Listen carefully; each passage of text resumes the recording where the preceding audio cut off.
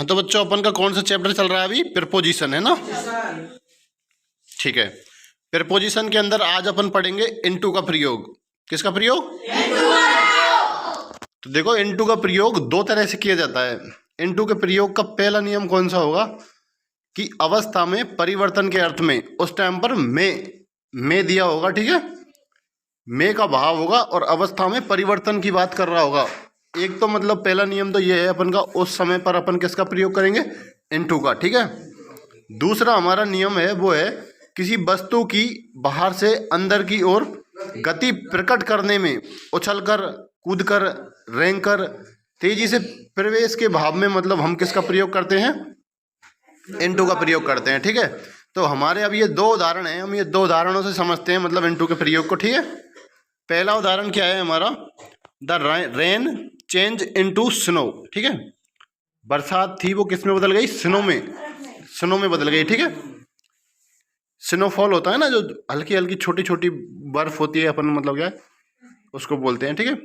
मतलब बरसात बर्फ में बदल गई, ठीक है। रेन में मतलब ओलों में बदल गई एक तरह से, ठीक है। तो जो यहाँ पर चेंज अवस्था परिवर्तन हो रहा है ना बरसात का, किस में परिवर्तन हो रहा है? स्नो में, ठीक है। रेन का किस में परिवर्तन हो रहा है? स्नो में। तो जो ये मे का भाव आ रहा है ना इसके अंदर, वो अपन का किस चीज को बताएगा? इनटू का प्रयोग के बारे में बात करेंगे इस टाइम पे, ठीक है। जैसे अपन के इसमें लग रहा है ना, the rain change into snow, यानी कि रेन किस में बदल गई? स्नो में, ठीक है। तो ये मे का भाव किस में बता रहा है? इनटू का प्रयोग बताएगा, ठीक है। क्लियर हो गया डाउट? समझ में आ गया पहला नियम? ठीक है, दूसरे का उदाहरण देखते हैं अपन, ठीक है। Ram jumped into the river.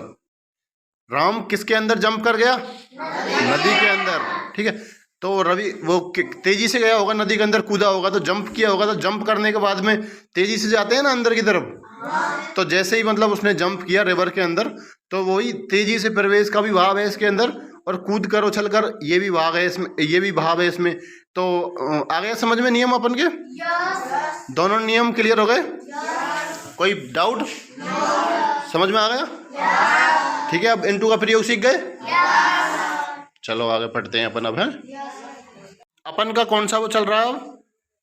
Upon का प्रयोग पढ़ेंगे, ठीक है। तो अपॉन का प्रयोग एक जगह पर किया जाता है सिर्फ, मतलब क्या है भाई, एक तो अपन को मतलब क्या है वो गति दिखाएंगे, उसके अंदर क्या क्या भाव होगा? गति का भाव होगा। मतलब क्या है, ऊंचे की ऊपर की तरफ कोई गति कर रहा होगा ना। जैसे देखो समझो, इस चित्र से समझो, ठीक है। ये टेबल है एक, और ये एक मेंढक है, ठीक है। ये क्या है? एक टेबल है, और ये क्या है? एक मेंढक है। अब अभी जो परिस्थिति है वो ये है कि भाई ये टेबल रखी हुई है और एक मेंढक इसके पास में खड़ा हुआ है, ठीक है। तो जैसे ही ये मेंढक फुदक कर इस टेबल के ऊपर जाएगा, जैसे ही फुदक कर टेबल के ऊपर जाएगा, गति कहाँ के लिए होगी? ऊपर की तरफ गति होगी ना, ठीक है। तो अपन का नियम लग जाएगा, गति ऊंचे की ओर का भाव इसमें प्रकट हो जाएगा, ठीक है। तो अपन एक उदाहरण से समझते हैं इस चीज को। The frog jump upon the table, ठीक है। यानी कि जो ये मेंढक है ना, इसने जंप किया किसके ऊपर? टेबल के ऊपर, ठीक है। तो इस जगह पर अपन किसका प्रयोग करेंगे? अपॉन का प्रयोग करेंगे। किसका करेंगे?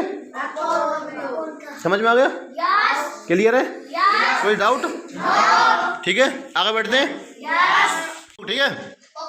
बी बाई बाई का प्रयोग, ठीक है। तो इसके दो होते हैं, एक तो ढंग या बोध बताने के लिए मतलब क्या है अपन बाई का प्रयोग करते हैं, और एक बजे तक का भाव बताने के लिए, ठीक है।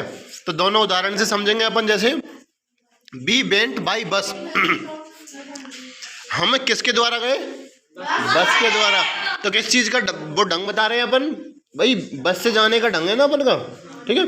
तो वो चीज अपन के दर्शाएगा। तो जैसे बी वेंट बाई बस, तो बस से पहले क्या लग जाएगा? बाय लग जाएगा, ठीक है। हम बस के द्वारा गए थे, ठीक है। और दूसरा अपन का उदाहरण है he will get back by 10 AM, यानी बजे तक का जब हमें भाव दिखाना हो कहीं पर, ठीक है, क्या बताना हो? बजे तक का भाव बताना हो, तो उस टाइम पर भी अपन को बाई का प्रयोग करना होगा, ठीक है। जैसे he will get back by 10 AM, ठीक है। समझ में आ गया? चलो आगे पढ़ते हैं अपन अब।